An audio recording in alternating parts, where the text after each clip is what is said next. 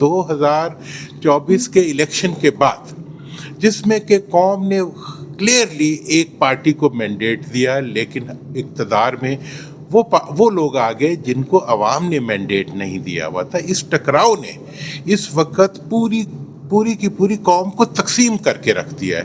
اس تقسیم کو ختم کرنے کے لیے سب کو دو قدم جو ہے وہ پیچھے ہٹنا پڑے گا، اور جب پیچھے ہٹیں گے تو پھر آگے بڑھنے کے راستے نکلیں گے۔ اور اس سلسلے میں اس خاص موقع کے اوپر ایک ریکویسٹ جو ہے جناب آصف علی زرداری صاحب سے بھی کرنا چاہوں گا، پریزیڈنٹ صاحب سے، کہ ہم نے ہمیشہ کہا ہے کہ پریزیڈنٹ کو اس وقت نیشنل یونٹی کے لیے اور نیشنل ڈائیلاگ کے لیے ایک رول پلے کرنا چاہیے۔ لیکن جو ابھی ریسنٹلی ان کی اسٹیٹمنٹ آئی ہے، ایک سیکسسٹ اسٹیٹمنٹ، جس کے اندر انہوں نے خواتین کو ایک حقیر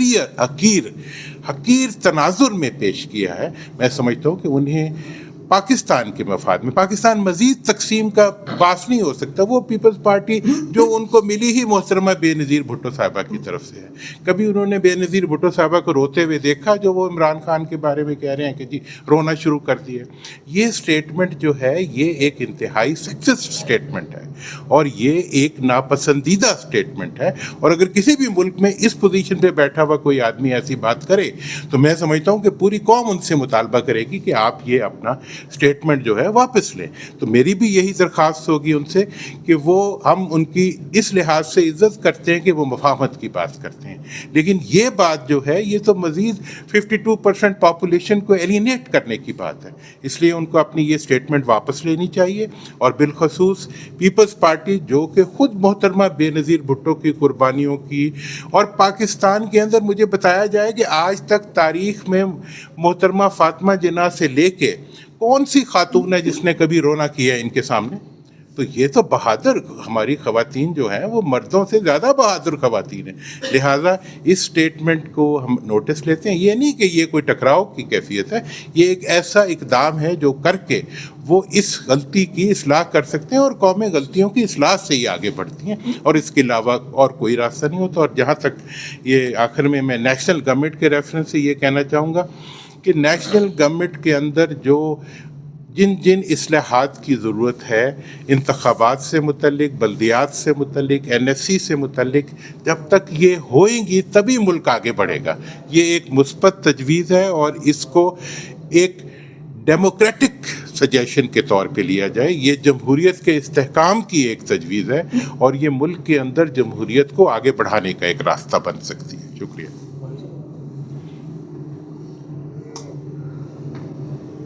دیکھیں، ابھی ہم نے جو فواد چودھری صاحب بات کر رہے تھے نیشنل گورنمنٹ کی، اور ہم نے سب نے مل کے سینسس کیا تھا کہ جی اس ملک میں نیشنل گورنمنٹ ہونی۔ اس کی وجہ کیا ہے؟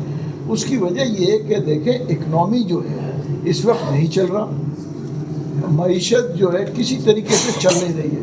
دوسری آپ یہ چیزیں دیکھیں، مہنگائی عروج پہ جا رہی ہے، عام آدمی پس رہا ہے۔ ہم کتنا بوجھ ڈالیں گے اپنے افواج کے اوپر؟ ایک طرف جو ہے وہ بارڈرز کے اوپر لڑ رہے ہیں، دوسری طرف فائنینس کو بھی وہی سنبھال رہے ہیں۔ لیکن جو لوگوں سے اکنامی کے اوپر بات کرنا ہے تو دیکھیں ہمارے فیلڈ مارشل صاحب کو جانا پڑتا ہے یہ فنڈز کے لیے، کیونکہ اس کی وجہ یہ ہے کہ باہر کے ممالک جو ہے اس حکومت کے اوپر بھروسہ نہیں کر رہی ہے جو کہ ان کو فنڈنگ کو دے، تو اس لیے فیلڈ مارشل صاحب کو جانا پڑتا ہے جو ہے تاکہ جو ہے رول اوور ہو جائے، اور یہ چیزوں کو اکنامی کو بہتر کرنے کے لیے ہر چیز ہم فوج پہ ڈالتے ہیں، اور اس کے باوجود ہم فوج کو بھی جو ہے تنقید کا نشانہ بنا رہے ہیں۔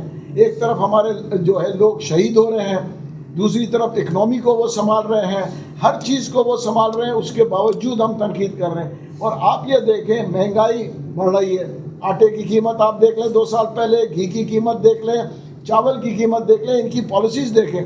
ابھی انہوں نے جو ہے سبسڈی دی چاول پہ، آپ کسی بھی مارکیٹ سے چیک کر لیں، جس دن سبسڈی دی اس دن سے باسمتی کی قیمت میں 100 روپے کا اضافہ ہو گیا پر کلو۔ وہ سبسڈی کس لیے؟ جبکہ عوام کو جہاں ضرورت ہے، عوام چاول کھاتی ہے، اس کو آپ نے سبسڈی دے دی۔ ان کی پالیسی ان کے سمجھ میں نہیں پڑ رہی ہے کیا کر رہے ہیں۔ جہاں تک ہم بات کر رہے ہیں کہ جی PTI کی، ان کے بھی سمجھ میں نہیں پڑ رہا وہ کیا کر رہے ہیں۔ کبھی کہتے ہیں وہ جو فورس بنانے کی بات کرتے ہیں وہ تو پک اینڈ چوز ہے، اس کا مطلب پارٹی کو ڈیوائڈ کر رہے ہیں وہ۔ آپ مجھے بتائیں نا کہ پارٹی کو ڈیوائیڈ کر رہے ہیں کہ یہ جہاں، اور آپ یہ دیکھیں کہ جن لوگوں نے حکومت گرائی انہی لوگوں کو اس وقت وہ ہیڈ کر رہے ہیں پی ٹی آئی کی. معذرت کے ساتھ جو ہے بڑی عزت کرتا ہوں محمود اچکزئی صاحب کی، ٹھیک ہے نا، وہ جو تھے پی ڈی ایم کے اس وقت وائس چیئرمین تھے. آج جو ہے وہ جو ہے حکومت بچانے کی بات کر رہے ہیں اور کہہ رہے ہیں کہ عمران خان کو نکالو. عمران خان کی حکومت ٹاپل کس نے کی؟ اس وقت کون لیڈ کر رہا تھا؟ پی ڈی ایم کے یہ وائس چیئرمین تھے. آپ دوسری جگہ دیکھیں نا، یہاں پہ بیٹھ کے لوگ جو کے پی کے میں جو ہے بیٹھ کے تنقید کرتے ہیں علی امین گنڈا پور پہ، جب کوئی بھی شخص جو صحیح بات کر رہا ہے اس کو لوگ غدار اور اس کے اوپر تنقید کرتے ہیں. جو شخص جو ہے ڈیمیج کر رہا ہے پارٹی کو، اس کی وہ واہ واہ ہے. سب نئے لوگ ہیں.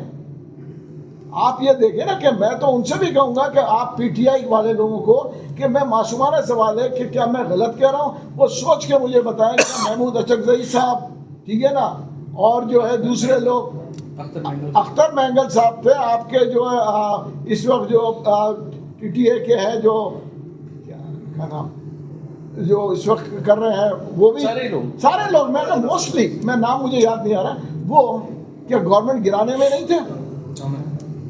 تو اگر یہ گورنمنٹ گرانے والوں سے یہ توقع کر رہے ہیں، کبھی کہتے ہیں کہ جی ہم نے وہ ہڑتال کر کے بھی دیکھ لیا، اتنے چیزیں کر کے دیکھ لی، اس لیے ہم کہتے ہیں کہ مفاہمت پہ آئیں اور جو ہے ملک کو آگے لے جائیں. کیونکہ اگر ہم مفاہمت کی طرف نہیں آئیں گے اور جو ہے صرف لوگوں کو بلیم گیم کرتے رہیں گے اور عوام کو پریشان کریں گے تو اس سے کہیں حل نہیں ہوتا. کیا اسٹرائک کر کے اتنے دھرنے دے کے کیا عمران خان صاحب باہر آ گئے؟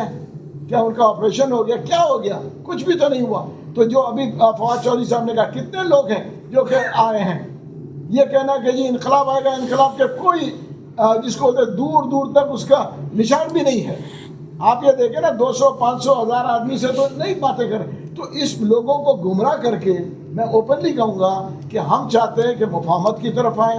پارٹیز جو ہیں ساری پارٹیز اکٹھے ہوں، جیسے فواد چودھری صاحب نے کہا. اس لیے ہم بات کر رہے ہیں نیشنل گورنمنٹ کی، تاکہ یہ ٹرم نیشنل گورنمنٹ پوری کریں اور اس کے بعد فری اینڈ فیئر الیکشن ہو اور جو آئے وہ حکومت لے جائے. اور ایک اور چیز معیشت کی جیسے ہم بات کر رہے ہیں کہ میں یہ درخواست کروں گا نیشنل گورنمنٹ سے بھی، جو بھی آئے گی جب بھی آئے گا، کہ دیکھیں جی جیسے میثاق کے جمہوریت بنایا گیا ویسے میثاق کے معیشت بنایا جائے کہ معیشت کے لیے کم سے کم 10 سال کی پالیسی دی جائے تاکہ لوگ انویسٹمنٹ لے کے آئیں گے.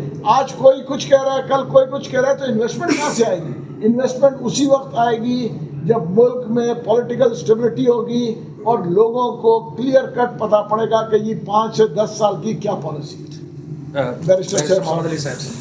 میں سمجھتا ہوں کہ یہ بہت ایک انکریجنگ قدم تھا، جس کی وجہ سے ہم آج یہ سوچ سکتے ہیں کہ ملک بھر کے اندر اب اس انیشیٹو کو آگے بڑھنا چاہیے تاکہ ایک قومی سطح کے اوپر ایک مکالمہ شروع ہو سکے اور آپس میں ایک دوسرے کو برا کہنا، ایک دوسرے کو نیچے دکھانے کے بجائے آپس میں مل بیٹھ کے اپنے راستے نکالنے کے لیے کچھ کیا جا سکے. اس سلسلے میں اور میں یہ بتانا چاہتا ہوں کہ جو ابھی انہوں نے نیشنل یونٹی گورنمنٹ کی بات کی ہے، یہ کوئی عجوبہ بات نہیں ہے.